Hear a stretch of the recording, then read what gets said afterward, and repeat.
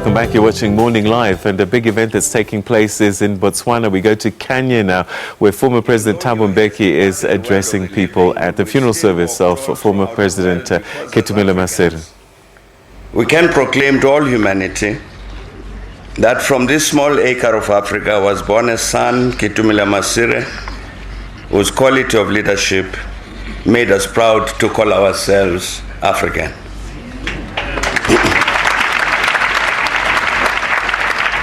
As all of us know, Ketumile Masire served in the presidency of the Republic of Botswana as vice president and president for just over 3 decades, from 1966 to 1998.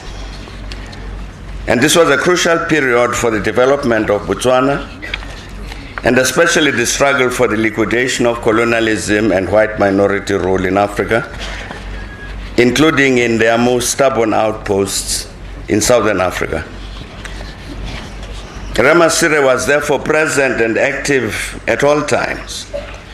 As one after the other of these outposts fell, such that after the liberation of my own country in South Africa in 1994, Africa could at last say it had finally liberated itself from the scourge of colonialism and white minority rule which had affected our continent for 500 years. I first came to this country, then called Botswana land, 55 years ago in 1962. I'm sorry to confess about my age. I was part of a group of young South Africans who were passing through this country to pursue further education abroad on the instructions of the African National Congress, ANC. On our short journey through the then Botswana land, that journey confirmed to us that the peoples of Botswana and South Africa were tied together by unbreakable bonds which confirmed that we shared a common destiny. And this was because our transit through the then Botswana land, British Protectorate of Botswana land, was facilitated by Botswana, who, like Professor Z.K. Matthews, had involved themselves directly in the struggle for the liberation of South Africa, these being such as the late Mutsama Mpo and Fish Keating. In this context, I must also mention yet other Botswana, such as Lawrence Likalake, Mike Dengake, and Kose Khola, all of whom were also intimately involved in the struggle for the liberation of South Africa. During 1959, the late Res Radzakama was engaged in a somewhat complicated discussions to get Professor Z.K. Matthews to come and work in Botswana land, given that Z.K. was leaving the University College of Fort Hare to express his opposition to Bantu education. And in a letter to Z.K. Matthews, dated the 2nd of November 1959, as Radzakama wrote, quote, "Pardon what appears to be a great deal of intrigue, but you do realize that association with the African National Congress does not always go down very well in some quarters." That was British Botswana land, not Botswana. Thus did Sir Radzakama, who was mentored by Z.K. Matthews while he was a student at Lovedale High School and at Fort Hare, indicate his own position of affinity with the ANC. This made it easy and possible for him to try to get a very prominent leader of the ANC, Z.K. Matthews, to work in Botswana land, an effort which only succeeded much later when Z.K. Matthews became the UN ambassador of Botswana in 1966. As we passed through Botswana land in 1962, we did not know that the then Secretary General of the Botswana Democratic Party, the predecessor of DK, we didn't know that the then Secretary General of Botswana Democratic Party, Sir Ketumile Masire, was keeping an eye on our group, which had tried unsuccessfully to disguise itself by presenting itself as a football team. Ever self-effacing, Sir Ketumile disclosed this important fact only last year, a fact that was and is important because it confirmed the long-standing concern of the leaders and the people of Botswana for the success of the South African struggle for liberation.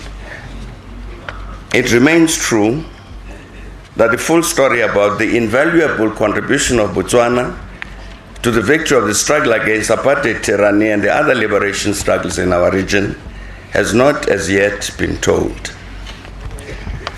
And that story includes the fact that for many years, Botswana served as a bridge many liberation fighters in our region used to access the rest of independent Africa. And among those who passed through this country, helped by the sister people of this country, were such eminent African patriots and leaders as Oliver Tambo and Nelson Mandela, President Mugabe here, the late Samora Machel, and President Sam Nujoma, who is with us today. In addition to these, there were very many other liberation fighters, especially from South Africa, from Namibia and Zimbabwe, who passed through this country to get military and other training elsewhere. And yet there were others like our own who came back through Botswana to engage the apartheid enemy inside South Africa.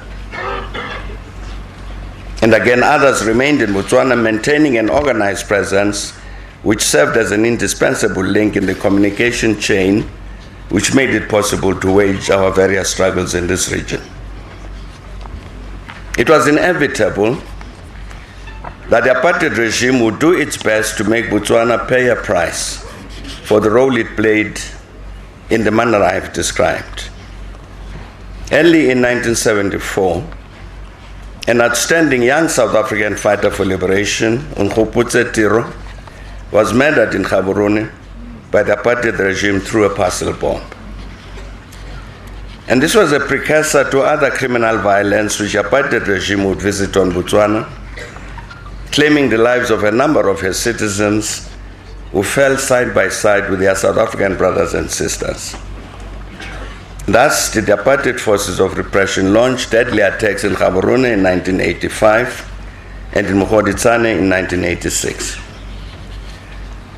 And yet, despite the pain they suffered, and the knowledge that the apartheid regime, located only a few kilometers across the common border, would strike again, the sister people of this country did not flinch or waver, but stood firm until the apartheid regime was no more. I'm certain that I speak for all of the people of Southern Africa when I pay a heartfelt tribute to the leader we bury today, Sir Ketumile, for the central role he and his colleagues played in ensuring that this republic and its people remained steadfast in their principled support for the total liberation of Africa. It is perfectly obvious that if he and his fellow leaders had lost the will to resist, intimidated by the criminal might of the apartheid regime, so would have the determination of the masses of the people to support the liberation struggle weakened. However, loyal to the cause of freedom and the dignity of all Africans, these leaders, with Presidents Reza Khama and Ketumile Masire leading from the front, stood their ground. They conducted a complex political and diplomatic struggle which kept the apartheid enemy at bay, while inspiring the people they led to remain ready to make the necessary sacrifices to help bring down the tyrannical white minority regimes then in power across the borders of Botswana. Personally, I was very honored to experience this magnificent, skilled and courageous leadership at close quarters. Given that from 1973 onwards, I was privileged to work closely with representatives of the government and the people of Botswana, as led by President Sir Ketumile Masire, even as His Excellency the President here, President Ian Khama, was leading the Botswana Defense Force. These were the people who supported us in that struggle during all those years. In this regard, I was truly moved by the personal hand of friendship which Sir Ketumile extended to me. Today we lay to rest an eminent son of Botswana and of Africa, to whom many accolades are due. As one of the principal architects of the democratic Botswana, which has extricated itself from the curse of being one of the poorest countries in the world, a Botswana of which all of us are proud. An accolade as one of our continental leaders who helped to build SADC, the Southern African Development Community, and served courageously as a member of the frontline states. And an accolade as an architect, a co-architect of Africa's Renaissance, as he helped the people of the Democratic Republic of Congo to reconstruct and develop their country in conditions of peace, and lent a hand to the people of Rwanda to address the aftermath of a terrible genocide. An accolade as a statesman who has set benchmarks which define the essence of exemplary leadership. And an accolade as a frontline combatant for the total liberation of Africa from colonialism and white minority domination. Thus must we see this solemn occasion when we consign the mortal remains of an outstanding African, Sir Ketumile Masire, to his final resting place as an occasion to celebrate a life well spent, a life which has brought much good to millions of people inside and outside the borders of Botswana. And I'm honored to take this opportunity to convey our condolences to the Masire family, to Your Excellency President Nkama, the government of Botswana, as well as to the BTP and the sister people of Botswana. To you all, dear friends, we say humbly, we too share your loss. To our dear leader, Sir Ketumile Masire, we say, Robalaka Kaheso Mwaketsi, great son of Botswana and of Africa. And thank you very much.